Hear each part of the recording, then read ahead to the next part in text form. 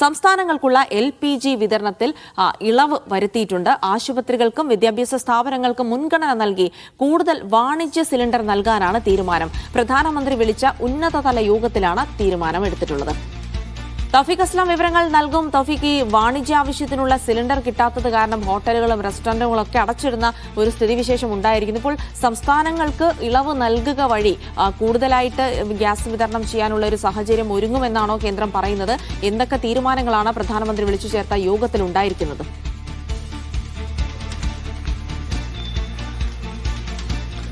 ജിൽസി, ഇന്നലെ വൈകുന്നേരമാണ് പ്രധാനമന്ത്രി നരേന്ദ്രമോദി മന്ത്രിതല യോഗം വിളിച്ചു ചേർത്തത്. ഈ യോഗത്തിൽ നിലവിലത്തെ ഊർജ്ജ സാഹചര്യം വിശദമായിട്ട് തന്നെ വിലയിരുത്തി. അതിനുശേഷമാണ് സംസ്ഥാനങ്ങൾക്ക് ആവശ്യത്തിനുള്ള പാചകവാതക വിതരണം എളുപ്പത്തിലും വേഗത്തിലുമാക്കണമെന്നുള്ള നിർദ്ദേശം ഇപ്പോൾ പ്രധാനമന്ത്രി നരേന്ദ്രമോദി ആ യോഗത്തിൽ നൽകിയിരിക്കുന്നത്. ഇതിന്റെ അടിസ്ഥാനത്തിൽ വിദ്യാഭ്യാസ സ്ഥാപനങ്ങൾക്കും ആശുപത്രികൾക്കുമെല്ലാം മുൻഗണന നൽകിക്കൊണ്ട് എത്രയും വേഗം ഈ വാണിജ്യ സിലിണ്ടറുകളും ഉൾപ്പെടെ എത്തിക്കുമെന്നാണ് ഇപ്പോൾ കേന്ദ്ര സർക്കാർ അറിയിച്ചിരിക്കുന്നത്. കഴിഞ്ഞ ദിവസം US നിന്നുൾപ്പെടെ LPGയുമായിട്ടുള്ള ടാങ്കറുകൾ മംഗളൂരുവിലും അതോടൊപ്പം തന്നെ ഗുജറാത്തിലുമെല്ലാം എത്തിയിരുന്നു. ഇതിൽ നിന്നുള്ള വിതരണം ഉടൻ തന്നെ ആരംഭിക്കുമെന്ന് കൂടി കേന്ദ്ര സർക്കാർ അറിയിച്ചിട്ടുണ്ട്. അതോടൊപ്പം തന്നെ നിലവിലത്തെ രാജ്യത്തിന്റെ ഇന്ധനശേഷി എത്രത്തോളം ഉണ്ട് എന്നുള്ള വിലയിരുത്തൽ ഇന്നലെ നടന്ന ആ യോഗത്തിൽ നടത്തിയിരുന്നു. അതോടൊപ്പം തന്നെ ഈ ഊർജ്ജ മേഖലയുമായി ബന്ധപ്പെട്ട് പലതരത്തിലുള്ള വാർത്തകൾ കഴിഞ്ഞ ദിവസങ്ങൾ പുറത്തു വന്നിരുന്നു. അതെല്ലാം കേന്ദ്ര സർക്കാർ തള്ളുകയാണ് ചെയ്തത്. നിലവിൽ വലിയ രീതിയിലുള്ള പ്രതിസന്ധി രാജ്യത്തില്ല എന്ന നിലപാടിൽ തന്നെയാണ് ഇപ്പോഴും കേന്ദ്ര സർക്കാർ ഉള്ളത്. പ്രത്യേകിച്ച് പെട്രോൾ ഡീസലുകൾക്ക് ക്ഷാമമുണ്ട് എന്ന തരത്തിലുള്ള വാർത്തകളെല്ലാം നേരത്തെ പുറത്തു വന്നിരുന്നു. എന്നാൽ അത്തരം വാർത്തകളെല്ലാം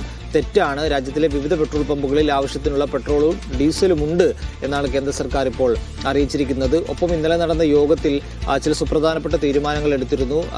ഉന്നതതലമായിട്ടുള്ള ഒരു സമിതി രൂപീകരിക്കാനും ഈ സമിതി നിലവിലത്തെ സാഹചര്യം കൃത്യമായി വിലയിരുത്തി പ്രധാനമന്ത്രിയുടെ ഓഫീസിനെ വിവരം ധരിപ്പിക്കണം എന്നുള്ള നിർദ്ദേശവും കൂടി ഇപ്പോൾ നൽകിയിട്ടുണ്ട്. ഒപ്പം ഈ വളത്തിന്റെ ലഭ്യത എത്രത്തോളം ഉണ്ട് എന്നുള്ളൊരു കാര്യം കൂടി ഇന്നലെ നടന്ന യോഗത്തിൽ പ്രധാനമന്ത്രി വിലയിരുത്തിയിരുന്നു. നിലവിലത്തെ എല്ലാ സാഹചര്യങ്ങളും ഇന്നലെ വിലയിരുത്തിയെന്നാണ് നിലവിൽ മനസ്സിലാക്കാൻ സാധിക്കുന്നത്. പശ്ചിമേഷ്യയിലെ സംഘർഷം ഇനിയും നീണ്ടുപോവുകയാണെങ്കിൽ അത് ഇന്ത്യയും വലിയ രീതിയിൽ ബാധിക്കും എന്നുള്ളൊരു അവലോകനത്തിൽ അല്ലെങ്കിൽ ഒരു നിർദ്ദേശത്തിലേക്കാണ് ഇന്നലെ എത്തിയത്. അതുകൊണ്ട് എത്രയും വേഗം യുദ്ധം അവസാനിപ്പിക്കാനുള്ള നടപടികൾ ഉണ്ടാകണമെന്നുള്ളൊരു ആവശ്യം കൂടി യോഗത്തിൽ ഉയർന്നു എന്നാണ് നിലവിൽ മനസ്സിലാക്കാനായി സാധിക്കുന്നത്. വരും ദിവസങ്ങളിലും സമാനമായ രീതിയിൽ യോഗം ചേരുമെന്നാണ് ഇപ്പോൾ തീരുമാനമെടുത്തിരിക്കുന്നത്. എത്രയും വേഗം നിലവിലത്തെ പ്രതിസന്ധി പരിഹരിക്കുക എന്നാണ് കേന്ദ്ര സർക്കാർ ലക്ഷ്യം വെക്കുന്നത്.